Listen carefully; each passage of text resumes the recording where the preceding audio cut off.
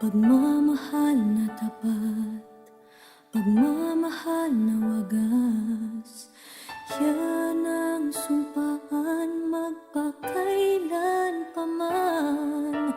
Ilang ulit na bang naranasang masaktan?